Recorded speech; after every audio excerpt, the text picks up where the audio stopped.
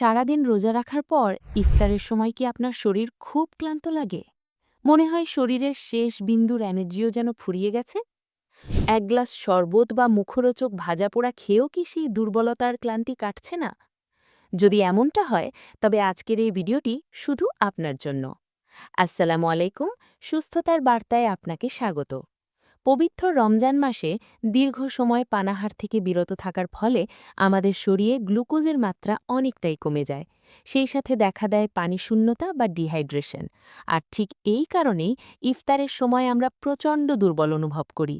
এই সময় আমাদের এমন কিছুর প্রয়োজন হয় যা নিমিষেই শরীরের সতেজতা এবং পুষ্টি ফিরিয়ে আনবে। আর এই কাজের জন্য প্রকৃতির এক অনবদ্য উপহার হল বিটরুট। অনেকেই হয়তো জানেন না, ইফতারে একটুখানি বিটরুট আপনার শরীরে কতটা জাদুর মতো কাজ করতে পারে। চলুন জেনে নিই এর ৫টি চমকপ্রদ বৈজ্ঞানিক উপকারিতা। ১. নিমিষেই এনার্জি বা শক্তি বৃদ্ধি। বিটরুটে রয়েছে প্রচুর পরিমাণে ডায়েটারি নাইট্রেট। এটি আমাদের শরীরে গিয়ে নাইট্রিক অক্সাইডে পরিণত হয়, যা রক্তনালীগুলোকে প্রসারিত করে। ফলে সারাদিন পর ইফতারে বিটরুট খেলে শরীরের প্রতিটি কোষে দ্রুত অক্সিজেন ও রক্ত পৌঁছে যায় এবং নিমিষেই শরীরের ক্লান্তি দূর হয়ে আপনি সতেজ অনুভব করেন। ২. রক্ত স্বল্পতা বা অ্যানিমিয়া দূর করে। এতে রয়েছে প্রচুর পরিমাণে আয়রন এবং ফলিক অ্যাসিড। সারাদিন রোজা রাখার পর শরীরের দুর্বলতা কাটাতে এবং রক্তে হিমোগ্লোবিনের মাত্রা দ্রুত বাড়াতে বিটরুটের জুড়ি মেলা ভার। ৩. লিভার ডিটক্স এবং পানিশূন্যতা রোধ। দীর্ঘক্ষণ না খেয়ে থাকার পর ইফতারে আমাদের লিভারের একটু বিশেষ যত্নের প্রয়োজন হয়। বিটরুটে থাকা অ্যান্টিঅক্সিডেন্ট লিভার থেকে ক্ষতিকর টক্সিন বা বিষাক্ত পদার্থ বের করে দেয়। এছাড়া এতে প্রচুর পানি থাকায় এটি দ্রুত পানিশূন্যতা দূর করে। ৪. হজমে সহায়ক এবং কোষ্ঠকাঠিন্য দূর করে। রমজানে ভাজাপোড়া খেয়ে অনেকেরই গ্যাস বা হজমের সমস্যা হয়, এমনকি কোষ্ঠকাঠিন্যেও দেখা দেয়। বিটরুটে রয়েছে প্রচুর পরিমাণে ফাইবার বা আঁশ, যা আপনার পরিপাকতন্ত্রকে সুস্থ রাখে এবং খাবার সহজে হজম করতে সাহায্য করে। ৫. ব্লাড প্রেশার নিয়ন্ত্রণে রাখে। বিটরুটে থাকা পটাশিয়াম এবং নাইট্রেট আমাদের রক্তচাপ বা ব্লাড প্রেশারকে প্রাকৃতিকভাবে নিয়ন্ত্রণে রাখতে দারুণ সাহায্য করে। এটি হার্টকেও সুস্থ রাখে। এখন প্রশ্ন হল, ইফতারে বিটরুট কিভাবে খেলে সবচেয়ে ভালো উপকার পাওয়া যাবে?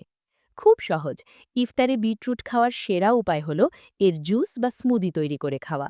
অর্ধেকটা বিটরুটের সাথে একটি গাজর, সামান্য আপেল, একটু লেবুর রস আর কয়েকটি পুদিনা পাতা ব্লেন্ড করে নিন। এই জুসটির স্বাদ যেমন দারুণ, পুষ্টিও তেমনি অটুট থাকে।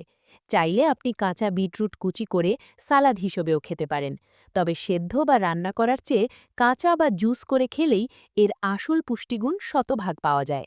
যাদের রক্ত স্বল্পতা আছে, একটু কাজ করলেই হাঁপিয়ে ওঠেন, সারাদিন রোজা রাখার পর যাদের মাথা ঘোরে বা প্রচণ্ড ক্লান্তি অনুভব করেন, তাদের জন্য ইফতারে এই বিটরুট এক মহা ঔষধের মতো কাজ করতে পারে।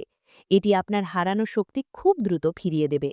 তবে সবার শরীরের গঠন তো এক নয়, তাই কিছু ক্ষেত্রে সতর্কতাও জরুরি। ভয়ের কিছু নেই, তবে যাদের কিডনিতে স্টোন বা পাথরের সমস্যা রয়েছে, তারা চিকিৎসকের পরামর্শ ছাড়া অতিরিক্ত বিটরুট খাবেন না, কারণ এতে থাকা অক্সালেট অনেক সময় সমস্যা বাড়াতে পারে। আর যাদের ব্লাড প্রেশার প্রাকৃতিকভাবেই অনেক লো থাকে, তারাও এটি একটু পরিমিত পরিমাণে খাবেন। নিয়ম মেনে পরিমিত মাত্রায় খেলে এটি সম্পূর্ণ নিরাপদ ও স্বাস্থ্যকর।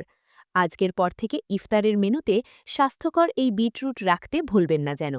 ভিডিওটি আপনার উপকারে আসলে একটি লাইক দিন এবং আপনার প্রিয়জনদের সাথে শেয়ার করে তাদেরও সুস্থ থাকতে সাহায্য করুন।